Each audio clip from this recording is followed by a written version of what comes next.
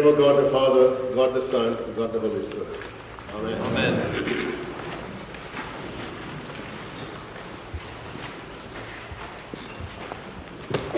One Sunday morning, a mother went to wake her son and told him it was time to get ready for the church. To which he replied, "I'm not going." "Why not?" she asked. "I'll give you two good reasons," he said. "They don't like me and I don't like them." His mother replied, "I'll give you two good reasons why you should go to church. Number one, you are 49 years old and you are their pastor."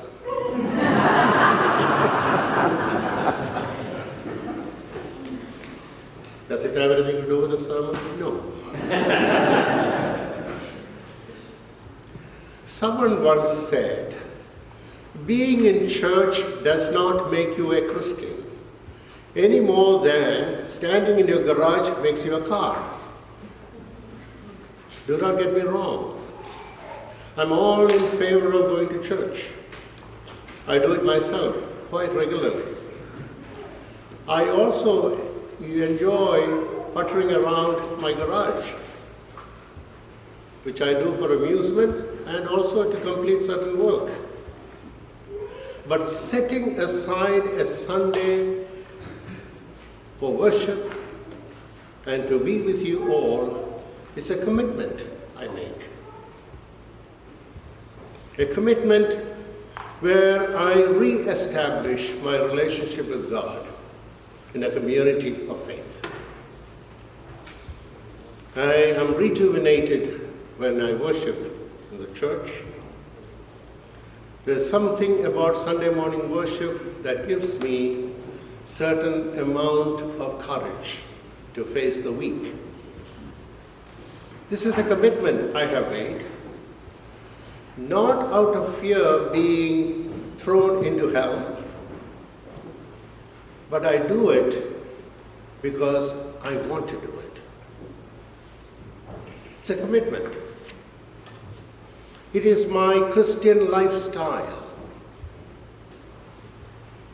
I get a glimpse of the divine when I worship, experiencing overwhelmingly fulfilling completeness or wholeness of God's love. Not all the time, not as frequently as I would like, but enough for me to be satisfied. I'm sure many of you know that feeling. Otherwise, you wouldn't be here. You too have felt a tug in your heart, provoking a certain purpose or a sense of purpose in your life or in others, or a lack of purpose or emptiness. One writer called it a God-shaped hole that is in our lives, that nothing else can fulfill. No drugs, no alcohol, wealth, possessions, or worldly power. Only God's love can fill that hole, that empty space. And only God's love can supply or lead us to that fulfillment. In today's gospel, you read, Jesus sets his face to go to Jerusalem. Luke really wants us to know the importance of it because he says it twice in his gospel. This is a turning point in the life of Jesus. His public ministry, the days in Galilee, healing, teaching, are all over. He is setting his face to go to Jerusalem, expecting suffering, pain, torture, and death. But he still set his face to go to Jerusalem. It starts with a grand reception. People waving their palms, which we celebrate on Palm Sunday. But he is set on going somewhere to fulfill what he has been destined to do. Jesus understands that at the end of the journey lies his betrayal, torture, and death. Nevertheless, he is determined to go to Jerusalem. No one can dissuade him from that journey. Samaritans want to welcome him, no problem. He will go around them to Jerusalem. People along the way want to join him, completely unaware of where he is going and what he was going to suffer. But they want to go because they know Jesus. At least they thought they knew Jesus. And Jesus understands the fervor and the intention of those people who wanted to follow him. But they are consumed by their own commitments, family commitments, social commitments. Not like the apostles. They had their own good reasons not to follow him. Then Jesus decides that this is not a good time to take new acolytes. All of Jesus' strength and energy should go to Jerusalem. He is not rebuking them. He is telling them the cost of following him. He understands how lives quickly fill up with commitments to family and community. Being human is hard. Being human in a society which builds barriers on the road to the common good is even harder. For Jesus, Jerusalem is about healing and wholeness, mercy and forgiveness, peace, the dignity and holiness of all humanity, reconciliation with God and each other, overcoming death, and life fully lived. In that regard, Jerusalem is a place of hope, transformation, and fulfillment. Let us not turn away from that. If we are going to set our face on Jerusalem, then we must first face up to ourselves, the condition of our lives, the state of our world, and the direction we are headed. This means taking an honest look at what's going on and answering some hard questions. If Jerusalem is about mercy and forgiveness, what is our responsibility towards Omar Mateen, the shooter at the Pulse nightclub in Orlando? Dylan Roof, the shooter at Mother Emanuel Church in Charleston. And institutions, churches, friends, family, or others who have hurt and betrayed us. How can we claim to have set our face to go to Jerusalem, at the same time withhold forgiveness? If Jerusalem is about dignity and holiness of all humanity, then we cannot remain on the sidelines, silent, indifferent in the face of injustice, discrimination, or prejudice. If Jerusalem is about peace, then we have to do something about how we behave in this world. We have to talk about military spending and the defense industry. What do we do with violence in our thoughts, words, and actions?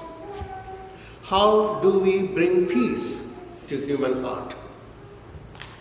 And if Jerusalem is about the truth of God, revealed in the life and death and resurrection of Jesus, how can we continue to invest our time, money, energy, and beliefs and votes to protect, promote, and impose on another our personal and individual truths?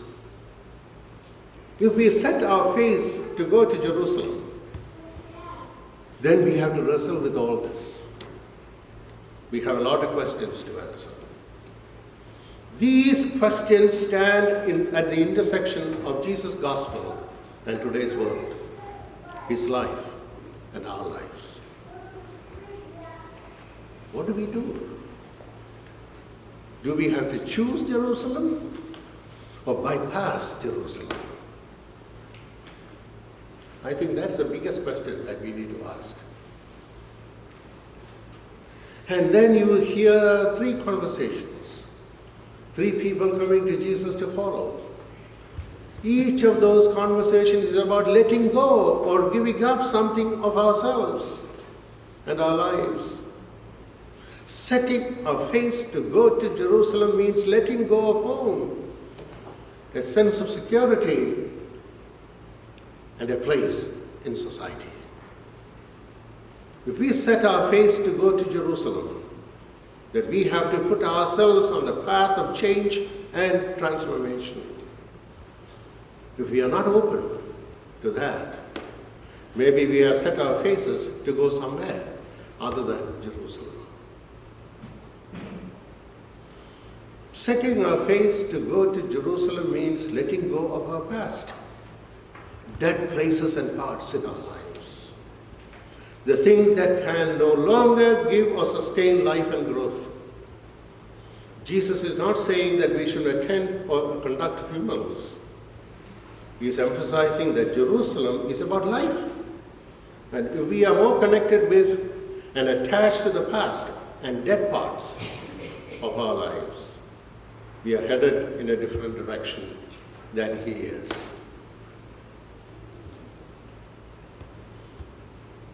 Setting our face to go to Jerusalem means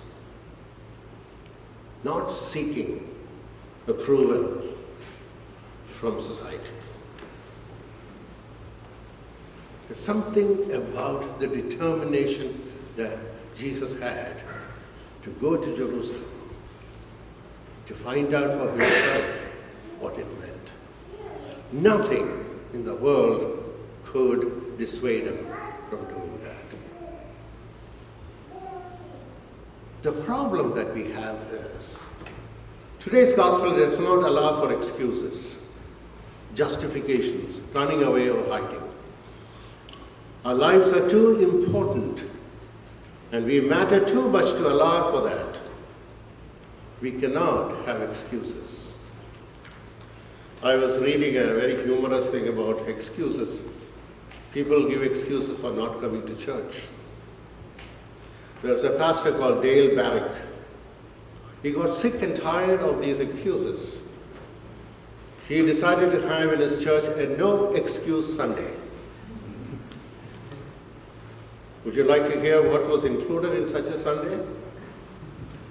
How about beds for those who would like to sleep in?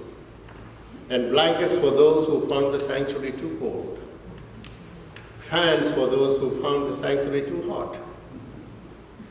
Sand for those who prefer the beach? Television sets for persons who prefer services on the screen?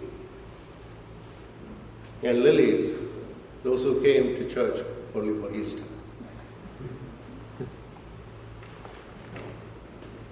There is no excuse when we set our face to go to Jerusalem. So the challenge for today is that we have to set our faces toward Jesus. Gather our friends, those around us, and start walking. When we do that, we can live in hope. When we live in hope, then together we can proudly and truly proclaim the words of that song. Deep in my heart, I do believe we shall overcome someday. In the name of God the Father, and of the Son, and of the Spirit.